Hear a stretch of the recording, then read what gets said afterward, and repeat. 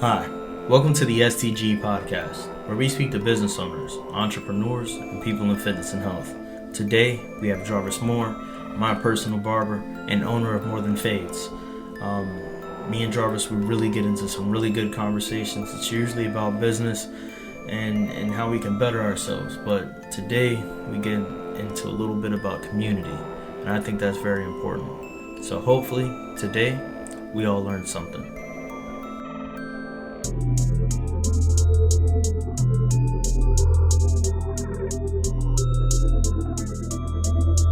Astronomy shot through riff.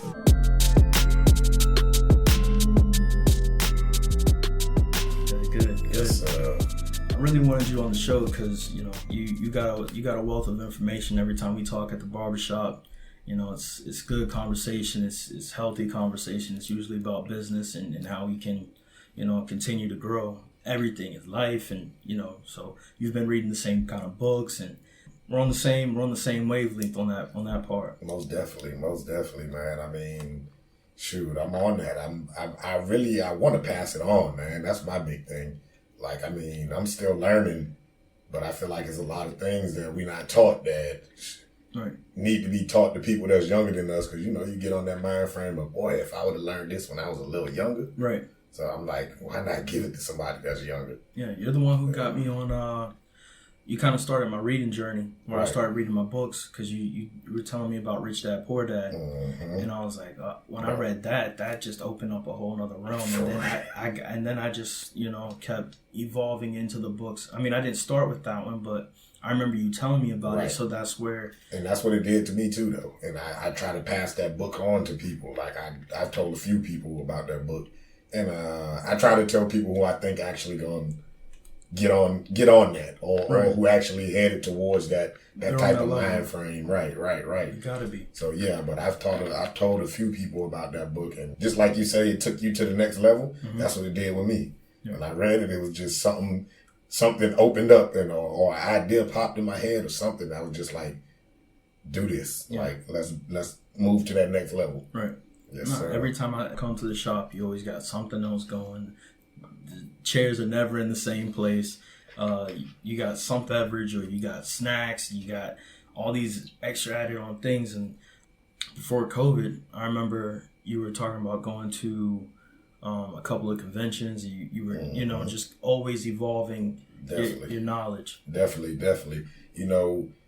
Since I've been doing it, I haven't thought about this, but it just popped in my head. When I was like 19, bro, I wrote a essay, and I won this competition for the essay. But the name of my essay was Never Settle for Less. Mm-hmm. And I think I subconsciously been kind of living by that ever since. You know what I'm saying? It's like, even though things are going good, like, why not push for things to go better? I don't necessarily look at it as like being greedy.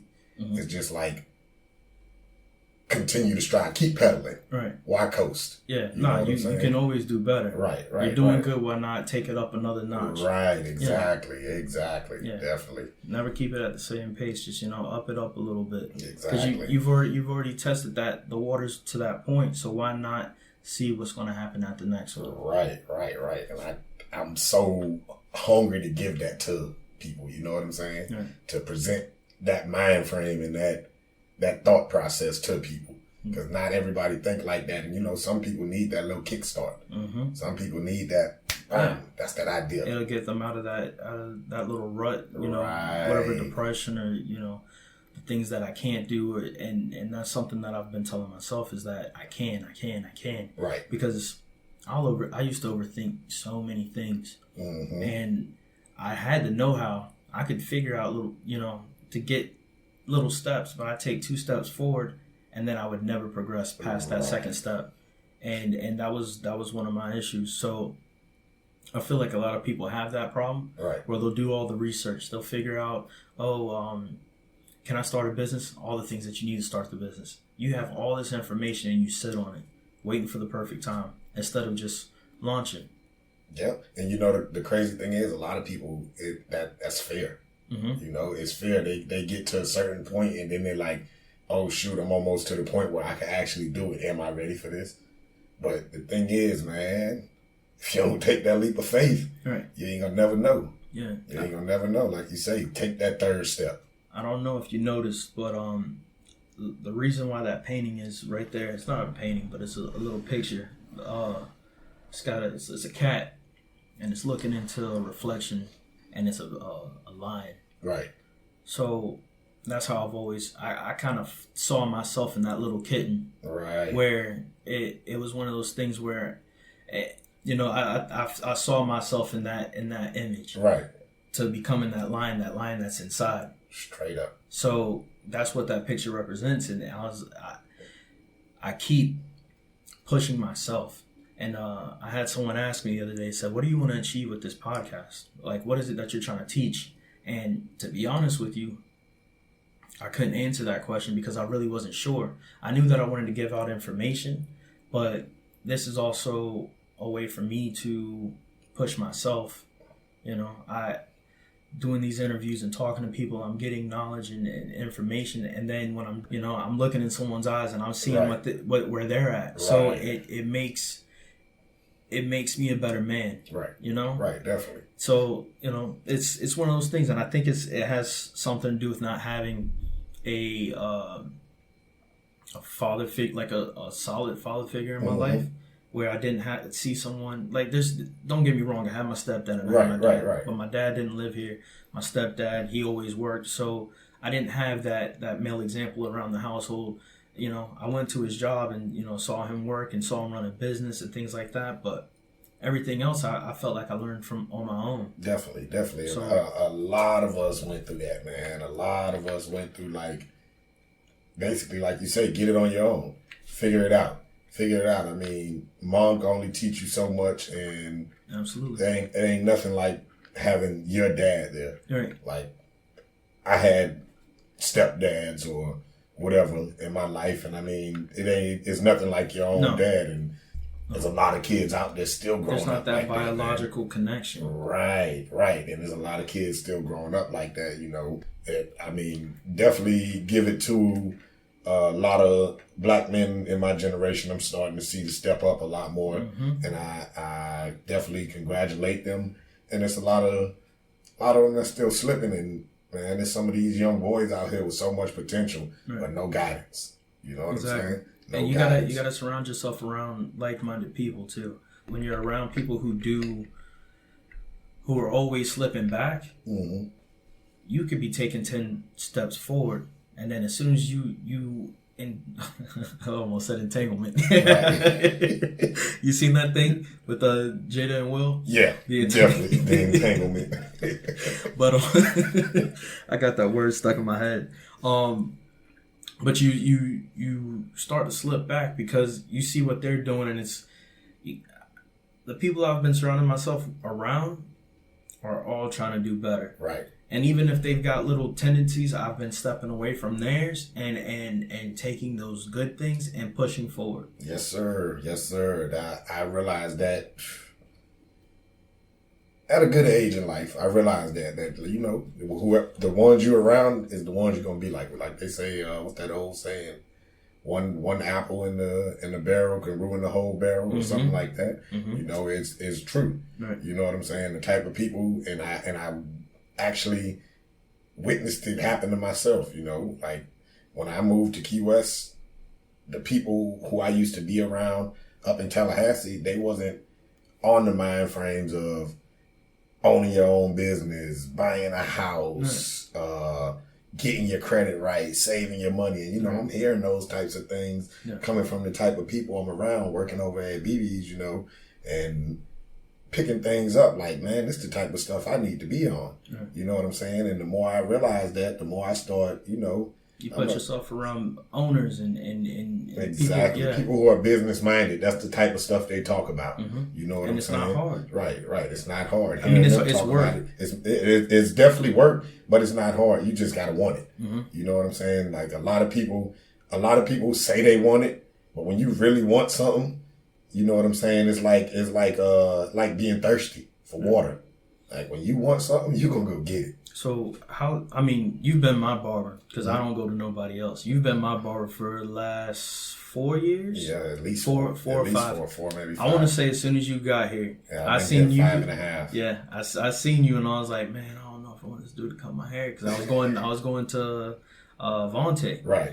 And something happened. I think Vontae wasn't there one day, and you was there. And I was like, man, here we go. Right. Let's see what's going on. It out. Yeah. And, I ended up, I always went to BB's because BB's was here. Right. And then you started your own barbershop. So, I followed my barber. It's that loyalty. Right. So, what really made you want to start your own barbershop and, get into business? Well, growing up, I always been like a sponge. Mm-hmm. Like, I could see something and learn it. And especially if it's something that I'm into and want to do. So, you know what I'm saying? I always been into cutting hair since I was young. In the actual business, when I became licensed, like right off the rip, I started thinking business like gosh, he running this like this. You know what I'm saying? Mm-hmm. Whoa, he doing that. I know I can do that. Dang, he doing this. If I had my own shop, I wouldn't do it like this. I would do it like that. Mm-hmm. So, I was always thinking like that. And I only worked at 2 shops before I got my own business. So when I left Tallahassee and came to Key West, I had learned a lot from the barbershop up there.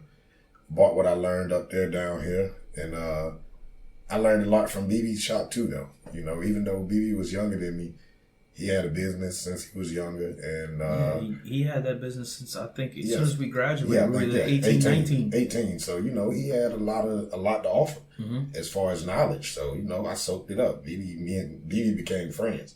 But I soaked up what he had learned, and he'll tell you, I asked a million questions. That always been me.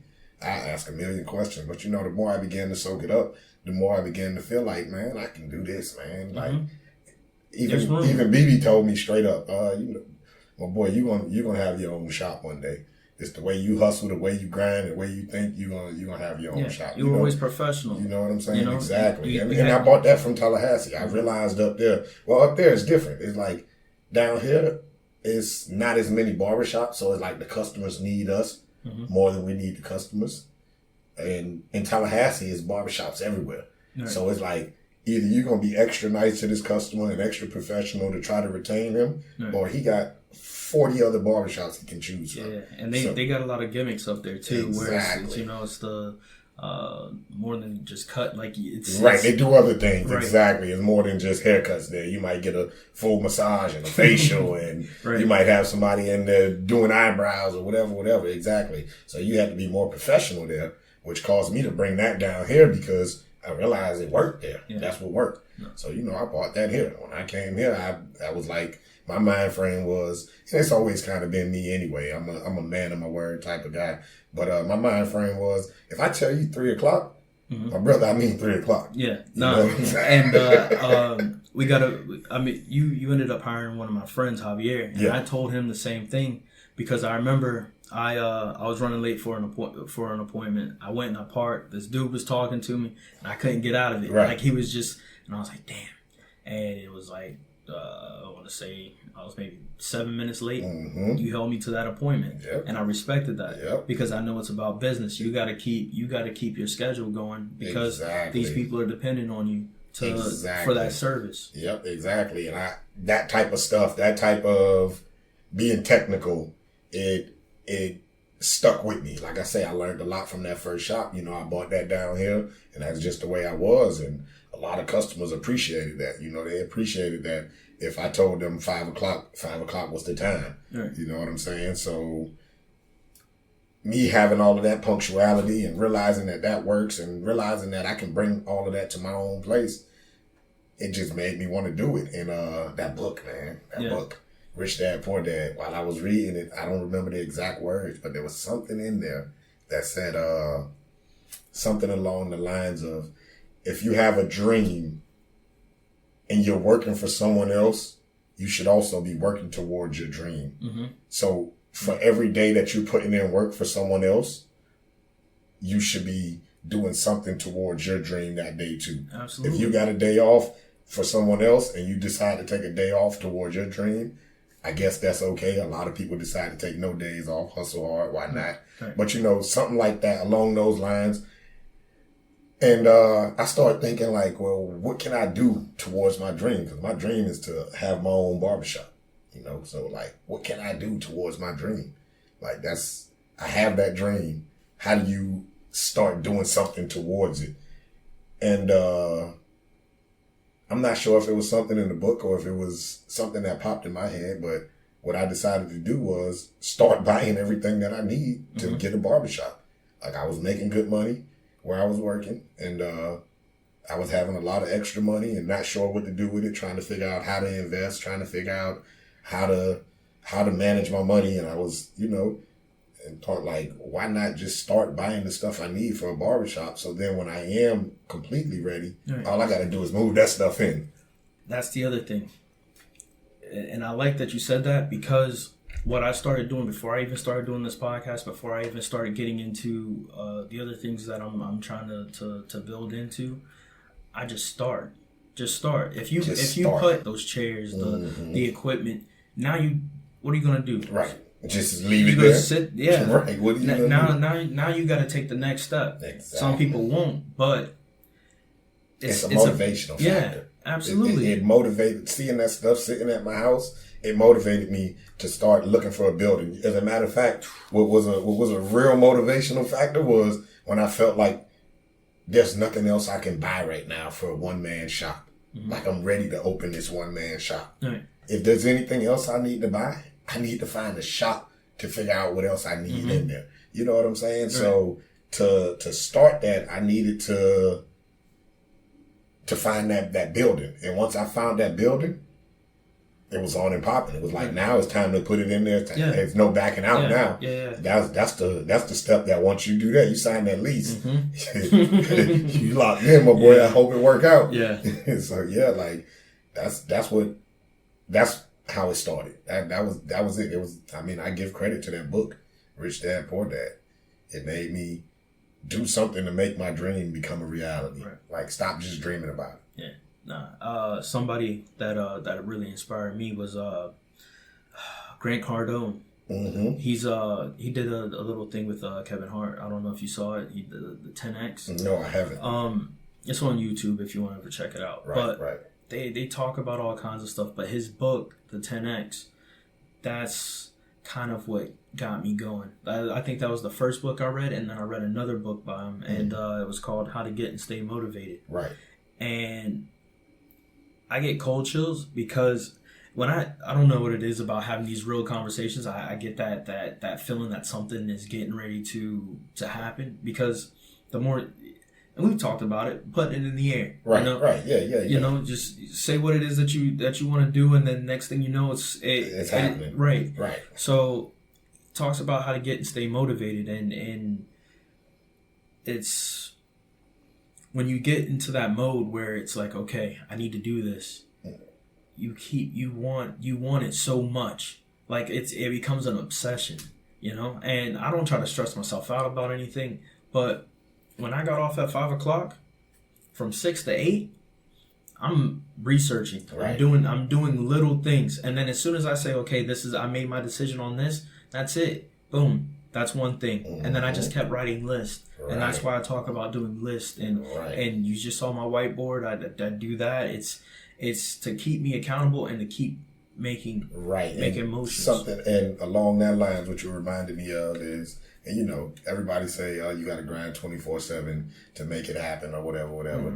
You ain't got to grind 24/7. Just grind. Right. Just grind. But what you said brought me to the mind frame of, how I said earlier, like I wasn't grinding every day to get it done, but I was doing something towards it whenever I could. Right. Okay, now when it came time and I put that money down for that shop, from the day I put that money down and I got that key, I was in there every extra minute I had. Same. Only thing I did besides that was sleep and work. Right. That's it. And when I got off of work, I went straight to my shop. I'm painting. I'm helping my pops do the electric, like doing all that stuff, getting it ready, getting the floors ready, bringing everything in there, doing the woodwork, whatever I needed to do in there every day after work. Got off at 6 o'clock, straight there, called my dad. He'd get off work, meet me there. If my dad couldn't be there, me and my wife was in there. Right. We in there painting, kids helping, building barber stations, whatever, you know. It was that's when it was time to grind.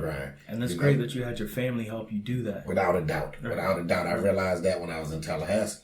I was working at the barbershop in Tallahassee, watching the owner, you know, everything he needed done. He had his brother and his dad swing by, you know, his family, his wife would swing by and clean up around the shop, stock things up, help him out a little bit. And being in Tallahassee, I'm like, damn, boy, I want to open a shop. I definitely want to open a shop one day, but I want this. Right. I want this. I want that family vibe. I want my family to come stop by the shop. What's up, cuz? Right. Hey, you need a haircut? Nah, I'm just stopping by to say what's up. Right. Need anything? You want me to do this? You want me to do that? Let me sweep up for you real quick. You know, and Tallahassee is all good and gravy. I mean, I got some really good friends up there. My best friend is actually in Tallahassee, but I didn't get that type of love. Right. And I get that from family and friends here in Key West. So that's why I kind of wanted to bring that business back home. That's why I wanted to come back home, and that's why I wanted to open my business and let my kids live this island life that I grew up living. Right. You know. Yes, so when you talk about your family, I see this light that happens. Right. Like it's a good spark. Right. Do you think you getting into the business that you are in that pushed other people to want to do more? Or to have something of their own, or you know, you see something in your kids that makes you. Yeah, not only my kids. I mean, just the people I'm around. You know what I'm saying? I mean, to see a young black man who, let's not get it wrong, growing up, anybody 5 years older than me or older will tell you, oh, we thought for sure Jarvis, little badass, was gonna be in prison or jail. You know, like so. Growing up, people didn't expect me to. Everyone knew that I was smart, but I was just really bad. So they didn't expect me to end up doing as well as I did. And I mean, I don't knock anyone for that because I can see how. I've met little bad kids that is like, oh yeah, his little bad is destined for terrible. So you know, somewhere along the way, you know, something sparked. I mean, thank God. I mean, I really think it got something to do with people telling me I was smart a lot. You know what I'm saying? I realized that you can really feed a kid's mind with something, and it just it made me feel like if I'm smart, I don't need to waste it. You know what I'm saying? But a little off topic, but back to what you asked. So I realized that people look at it and like, man, how Jarvis was when he was growing up, man, if he could do it, I could do it. And I mean, as soon as I opened the shop, I had people coming to me, different people coming to me, telling me, hey man, I'm thinking about doing this. You think it could happen? And it's like every single person who came to me with an idea, it was doable, bro. Right. It was doable. Nobody came to me with nothing outrageous where it's like, man, he tripping if he think that's going to work. Everybody who I done talked to, especially in our Bahamas Village community, who I've talked to, who asked me about a business idea, it's like, bro, that could work, man. Right. It can actually work. Like, but you know, you gotta, the idea is just the first step, you know? So yeah, I definitely think I influence people. My kids, my oldest is probably the only one who I would say is influenced. I mean, he don't want to cut hair, but I can tell that he wants to be great. Right. You know what I'm saying? I could tell, and what I'm hoping is because I grew up with the mind frame of looking at my dad like he's doing good for himself, and if I can do better than him, then I'm doing good in life. So that was my goal, to try to do better than my dad. If I can make as much money as my dad, or have how many houses he's bought, or be successful like him, then I'll be happy with the way my life turned out. And I really, without my son even telling me this, I really think like that's his thoughts. And I really think he's destined for greatness as long as we keep him on the right path. So far, so good. Yeah. He already surpassed me in a few things. So, yeah, so. No, I think we kind of, we look at our parents and we're kind of like, okay, they did this for me, they did that. This is how they were living their life. and you want to give your kids and your family that same exact feeling. If it, I don't think that we all had the best, craziest upbringing, right? But we survived. We look back and we're like, okay, I see the good of everything that was being done, everything that happened, and so then you want to do better. Right. You start to realize that some of the stuff that you didn't understand, then you see the good in it. Yeah. Now it makes sense. Yeah, the hustle that your mom had. Right. That kind of thing. And that's where I'm going with it. Exactly. And you know what else is crazy about stuff like that is like, now that we get a little older, we start telling people the stuff that the older people used to tell us. You know what I'm saying? Well, you better learn this while you're young. Right. You better learn this while you're young. Well, you're going to wish you had it later on. Hey, well, you better finish school, man. Don't drop out of school. Right. You know what I'm saying? And think about when we were in school, it was like, man, I'm tired of this, man. I almost didn't graduate. Right. And you looking down at the kids now and you realize the importance of it. You know, like I try to encourage kids all the time, like, hey, you don't got to leave Key West forever, but graduate high school and go experience something. Yeah, go see. Yeah, something. Go have life. Yeah, definitely. I mean, I got one of the guys who's working for me now. When he was in probably 10th grade, he used to come to the shop and ask me, "Can he watch me cut?" Like he's interested. Oh, was a kid in the far right chair? Yeah. I was trying to figure out who that was. Yeah. Okay. When he was in high school, he used to come ask me, "Can he watch me cut?" He's like, "I think I want to cut hair after high school," and he was thinking about just going right there to Homestead or Miami for barber school or whatever, or somewhere close, to be close to family. And I told him, I was like, man, if I were you, I would go to Tallahassee not because I lived in Tallahassee, but because of experiences I've had and seen in Tallahassee. I think them and Miami both have two of the strongest schools, in Florida. So, exactly. So what I told him is Tallahassee is surrounded. Everything revolves around that college life. In Miami, it's a lot going on, Yeah. You want go get that college life experience. It's just like if you went to 2 years of at a university, you're gonna be living in Tallahassee. Yeah, just working. You're around that atmosphere. Exactly. So he's going to barber school, not FSU or FAMU. Right. He's going to barber school, but at the same time, going to the college parties. He's hanging out with the college people, experiencing that college life. You know what I'm saying? Because his whole plan is to go to barber school and come right back home. And you're coming right back home. If you're going to come right back home, go experience something. No knock on Miami or nothing, but that's right here. We can always go here. Right. How many people never left Key West except to Miami? Yeah, you know what I'm saying? Get yourself completely separated from everybody in order to get that experience. Exactly. And don't get me wrong, had I known of another college town with a barber school, I would have told him that, but I'm just telling him from my experience. And I mean, it turned out good for him. Right. Kid went up there 1 year at barber school, decided that he wanted to work up there for 1 year to get his experience before he came back home cutting. Did that, experienced the college life. So he got 2 years of college life and got a barber license out of it. You know what I'm saying? And now he's back home cutting, and I feel like I kind of led him a little bit. I kind of guided him a little bit, and he took my advice, and now he's working for you. And it seemed like it turned out good. And and even with him, bro, I talked to him about owning his own shop one day, because that's everyone's goal in when you're in barber school. One day I want to have my own. I want to decide what time we open and close. I want to decide when I work, what days I work, but it ain't that easy. Everybody think, oh, Jarvis got a barbershop, big money. Yeah, I wish. I wish. Barbershop costs money. Yeah, it costs money. You know what I'm saying? Exactly. More responsibilities. Exactly. Now it's like, who's showing up and who's not showing up. Those people who work for me, I got to worry more. I got to worry about them. It's just like having, it's just more responsibility. It's just more responsibility. So, people think it's all about the money, but it's more money going out. More money coming in, more money going out. You know what I'm saying? But it's all about the hustle, though. You figure out. It brings me to another topic. And me and you have talked about this topic before, which is another topic that's not taught to kids. Assets and liabilities. Yes. You know what I'm saying? Right. You know where I'm going with it? Yeah. It's like, it's making me money, so it's an asset. But what I'm starting to realize in life is one asset ain't going to get it. Yeah. One asset ain't gonna get it. Mm-hmm. If we trying to get to another level, we need multiple assets. Mm-hmm. We need multiple streams of money that's coming in that we don't necessarily have to be there and work for that money to come in. That's what we need. And that's it.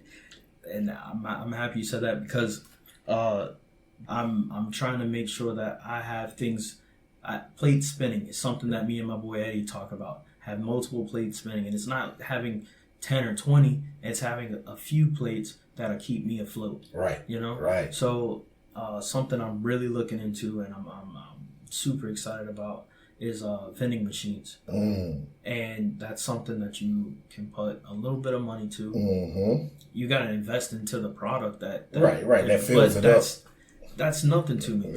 You know, if all it is filling up a machine, putting coins in it, collecting the coins, that's it. That's it. You know, I've already figured out some parts of it, you know, like the maintenance and things like that. Right. But I have connections, and that's the reason why I started that Facebook page, the network, was to bring together people from different industries, you know, mechanics, barbers, IT people, things like that. So that way you can have people in different realms that you can then build off of, you know, and having that circulation of money going. So it's like, okay, I need this machine fixed.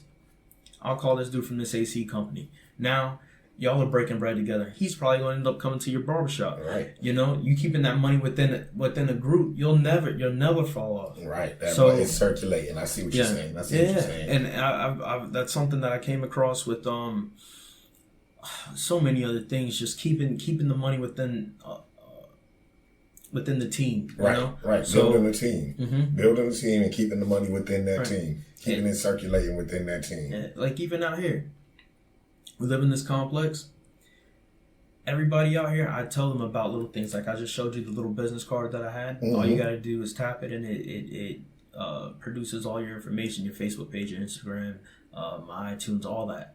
I keep people up on game because it's free. It's free for one, and two, it's not gonna hurt nothing I got going on because I already know what I want. Right, and you know it's crazy because I don't know. I just be thinking sometimes, you know, crazy stuff pop in your head, all kind of thoughts. And, you know, I like that though, you know. But I was thinking today, laying there thinking, and I'm like, what was I thinking?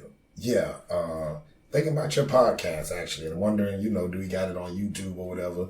And, you know, one thought leads to another, next thought leads to another. Well, anyway, it came along the lines of me thinking about how Key West is such a community. Mm-hmm. You know what I'm saying? If we were strong enough to come together as one in the sense of this YouTube stuff. Mm-hmm. So, you know, Damali just built his page. Right. If each person that builds a page in Key West, if we can get half of the people in Key West to like that page, that person starts getting paid. Right. You know what I'm saying? It's exactly. It's 24,000. One hand washes the other. Exactly. It's 24,000, 21,000 people in Key West. Mm-hmm. You know, if we get half of those people, that's 10,000 people you got liking that page. And we got influences everywhere. A lot of people that live here aren't from here. So, you know, you got people from Wisconsin that would then, you know, start tuning in. You got people, and you know, a lot of people are from New York. You know, all those bartenders and servers, they're not from here. Right. And then you got your local people who've gone to schools like Tallahassee and FSU and Miami and Tampa, and you know, so we have more of a network than we even know. Exactly. And if you can tap into that, just gotta figure out a way to tap into it, man. Because Key West is small, but it's small enough to where we can all come together. 90% of us could come together and, you know, make it happen. Mm-hmm. Make it happen because you got people starting to get. I realize there's more people starting to get into this making money through the online, to where you don't necessarily have to be there. Mm-hmm. You work when you want to work, and a lot of that is social stuff. It's like, if you can get this amount of people to watch it or subscribe to it, then we'll pay you. Yeah. You can get paid from it. Right. So, like, it's too big of a community for someone who was born and raised in Key West and been here 25 years or more to not be able to get 1,000 likes or 1,000 subscribers or, you know what I'm saying? And really, I'm lowballing it by a lot. Right. Really, I mean, let's be real. You should be able to get 10,000. You should be able to get half of Key West. You know, it's too small of a community for us not to be able to come together like that. One of the things that I've noticed is that when the amount of love that I see people get, the amount of shares that I see people get, and it's from a core. It's a core team. Like you see, I know that when, and I'm just bringing him up because you just brought him up, Damali, when he's getting his shares and his follows, it's because it's people that he is spending money with him, and he's then returning the favor, and they're just keeping it going. Right. You know, they're building mentioning each other in their content, and one hand washes the other. It's there's no way you can lose from that. Right. You know, and you know, I look at these things like Frank from the gym. I was letting him know about the podcast, and I was looking at the stats the other day. I just like to see where I'm at, just to keep myself, you know, aware. And I look, and I'm like, somebody from Ireland listen to the show. I'm like, Ireland, and then Frank's from Ireland. Right. That's what came to me, and then I'm like, okay, so I think he told someone. He's like, yeah, my friend, he listens to all this kind of stuff. He's into everything you're talking about, and so I plug it. That shows that potential. Right. The potential Ireland. Of where it could go. Like Ireland, bro. Yeah. Ireland. From one person. If the show catches his attention and he passes it to someone else in Ireland, before we know it, you know, you got people all over Ireland waiting to hear the next one you put out. And it makes me that's the thing that makes me so happy, is because a friend that I did one with, Alex, I believe he's from Bolivia. Right. 5 listens of Bolivia. I was like, oh, okay. So now it's becoming a thing where I'm starting to see where I think that's one of the best tools that I have, is because then I can see where the influence is starting to catch on. Right.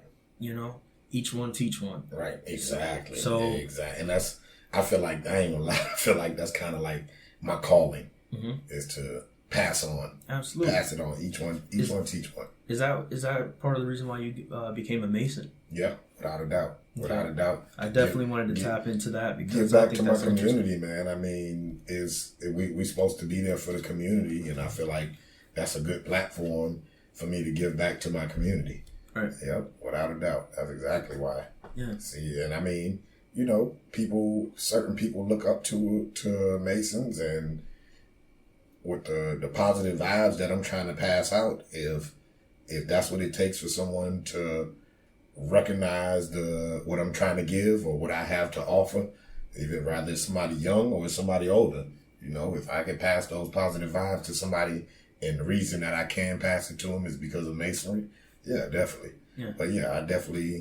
I joined mainly because of my community. I feel like that's a good way for me to serve my community. Absolutely. I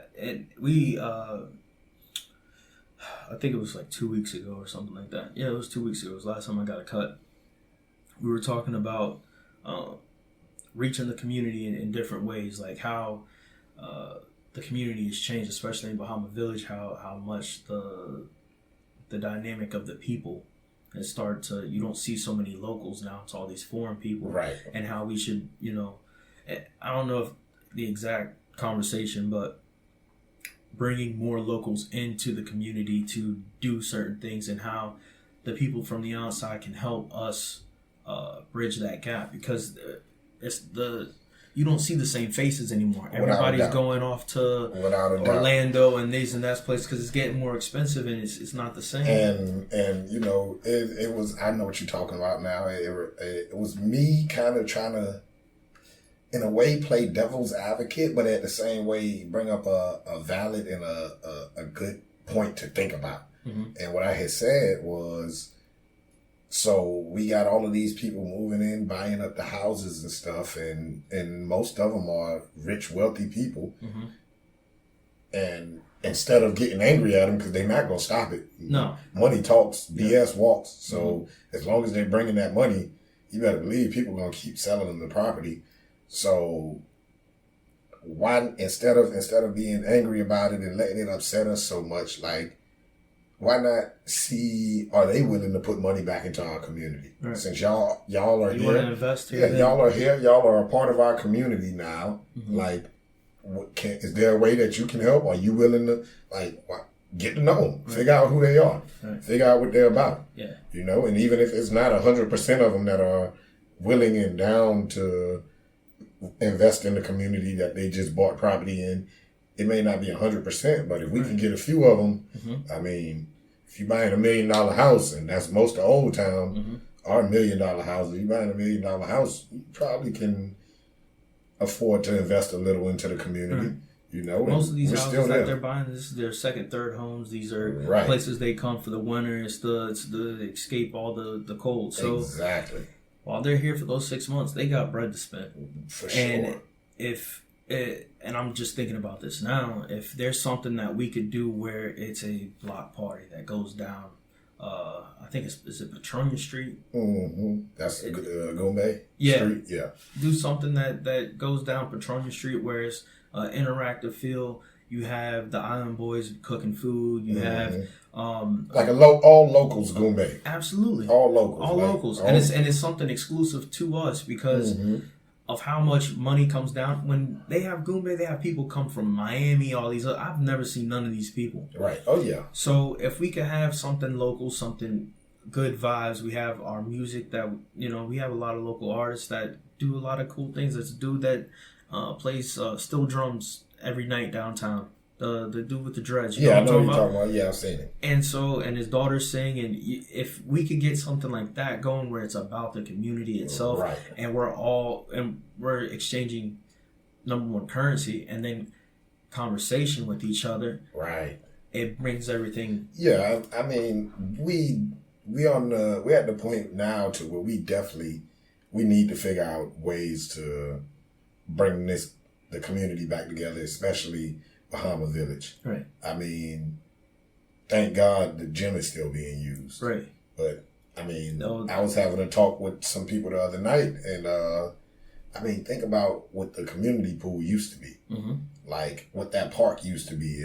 I know when I was growing up, that was a place we went to, like especially in the summer, daily. Yeah. Like daily, even if you didn't go to get in the pool. As soon as you walk in, you made a left or a right into one of those rooms, and it was like a computer room or a game room. Mm-hmm. But now the kids, they go other places to enjoy themselves.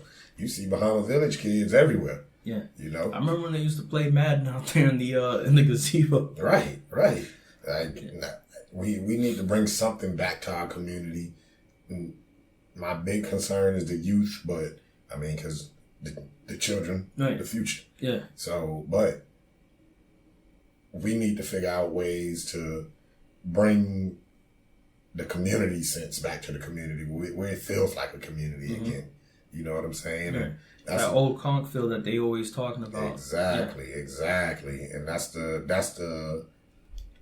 that platform that I needed by becoming a Mason. That's I used that platform to try to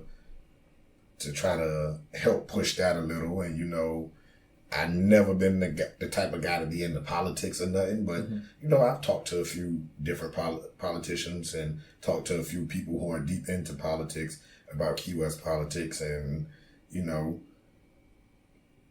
it's interesting. Yeah, it's interesting. It's a weird pull. It is. It's very weird pull because you have people who are all about self, and then you have some people that are very into the community and they really want to do certain things, but they're getting pushed back because of how some of those people aren't from here, right? And they talk about the conch vibe and all that, but they don't know. And I'm not saying I was raised here for the most part, so there's things where I hit and miss, but I understand. Right. So yeah, it's a lot of people that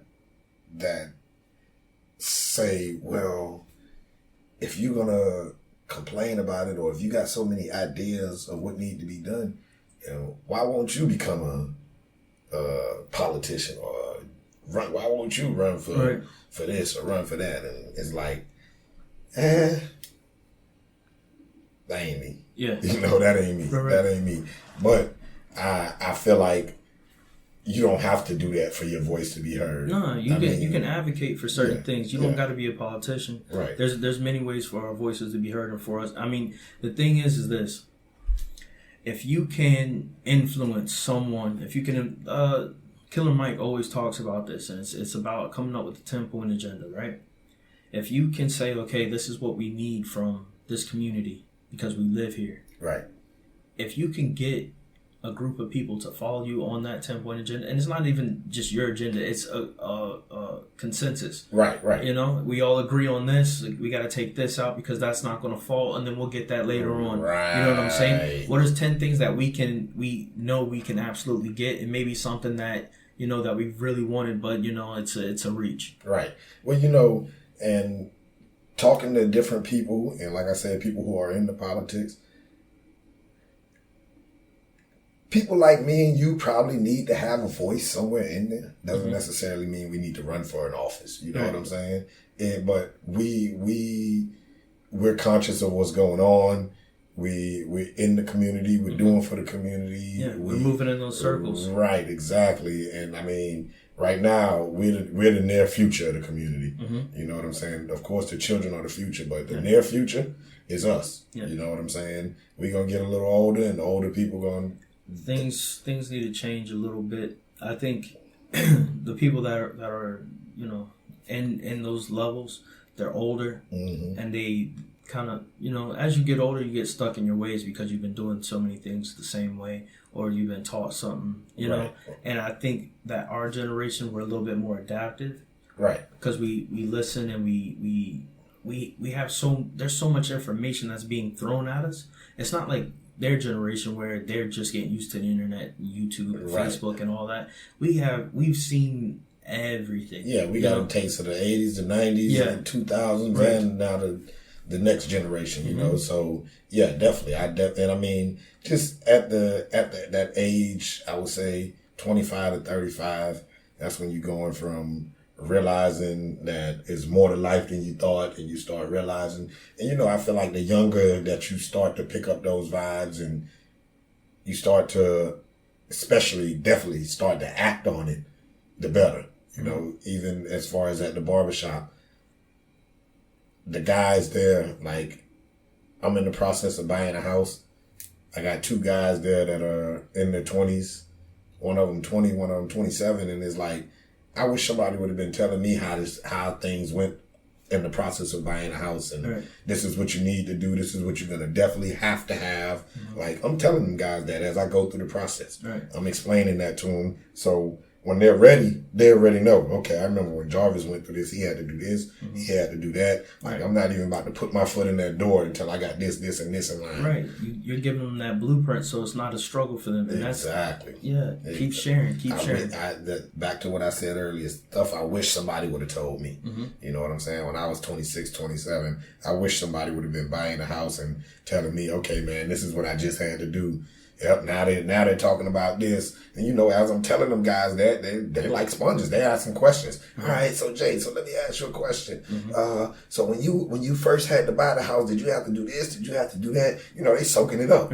They're soaking it up. And I love to see it because I know there's a lot of misinformation that's thrown out there. You got to do without a doubt. Right. Without a doubt. So if they got somebody that they trust and they know you're physically going through it, you're doing the process. They don't have that the trials and tribulations of those, you know, those issues. Right. So, the burden of having to figure it out and do this and do that. Instead, it's kind of not necessarily they're making the moves. Right. Yeah, exactly. They're making the moves without the missteps. Exactly. Yeah. Exactly. Make sure that they don't have to have those same missteps I had. Where I messed up at, make sure they don't mess up at, you know, and that's one of the big things that I try to pass on. Like, if I made a mistake, I know I can tell you what not to do to make to not make that mistake. Right. Yep. Yes, sir. Yes, sir. Yeah, man. Well, this was good too. This is a real good conversation. Definitely. Because I think that we've touched on a lot of things involving community. I don't think I've actually gotten to anything with the community because there's a lot of people that are in that realm, right, that are really active about growing the community and reaching back and, you know, doing little things. Like everybody's doing something, you know, and I feel like everybody in our age group in that pocket, they're all progressing. Like Cornell, you have, right, you know, they're making moves. You have all them, like, right. A lot of people you realize are stepping away from that the expectation of us to struggle. They're showing that, you know, we could get out here and make moves ourselves and not struggle in life. Yeah. Definitely starting to see that a lot, and especially in your age group, and you're starting to see a lot of people in my age group picking it up. You know, like they may have been a little late, and I even felt like I was a little late. You know what I'm saying? But we're starting to realize that the drug game ain't the way. Being that gangster guy ain't the way. Right. You know what I'm saying? And you're starting to see people want to make moves, and we're starting to mimic each other. We see, you know, we used to mimic each other in the bad ways, and now we're starting to see, oh man, you know, brother, my man over here is a good father. Look how he is with his kids. When I have kids, man, I want to be like that. Right. You know what I'm saying? We're starting to, oh man, he's over here. You're realizing what really matters. Right. It's the I mean, I got caught up in a lot of stuff like younger. Just, you know, just hanging out. Hanging out and being around, because my friends were all, you know, I worked more. Like that's always been my mindset. Just, you know, get a job, work. But when I got off of work, I got entangled. So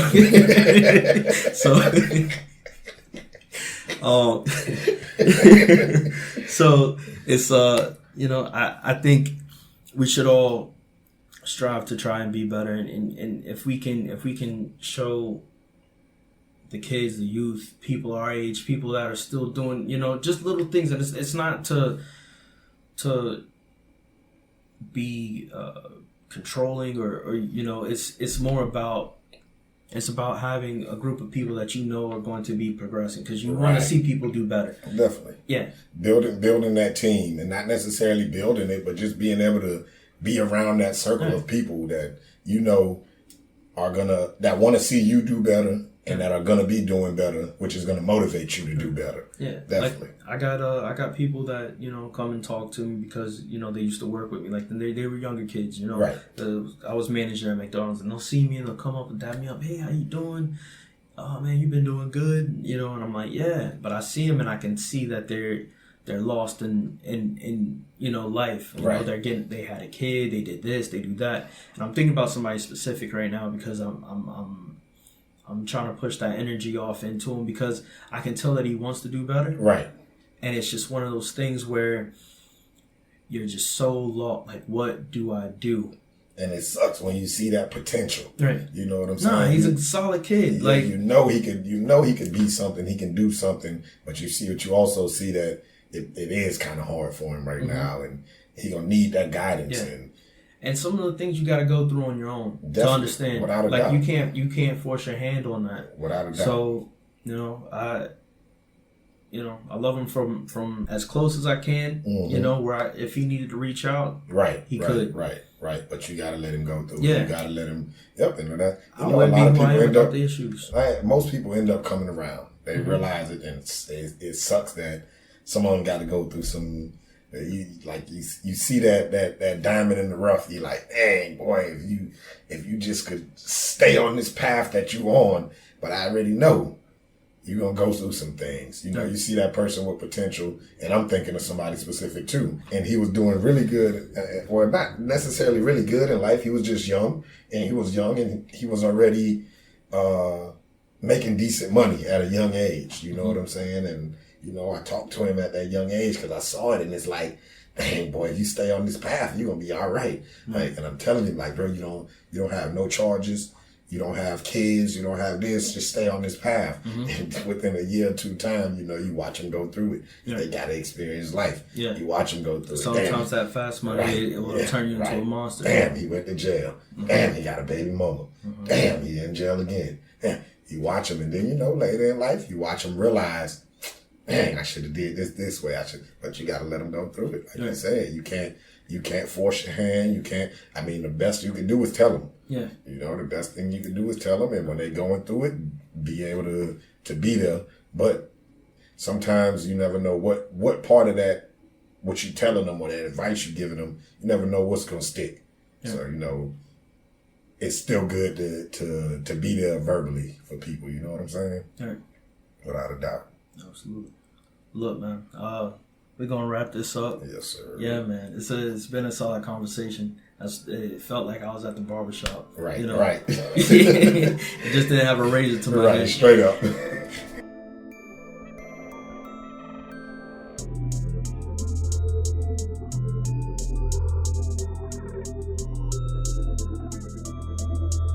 Astronomy shot through riff.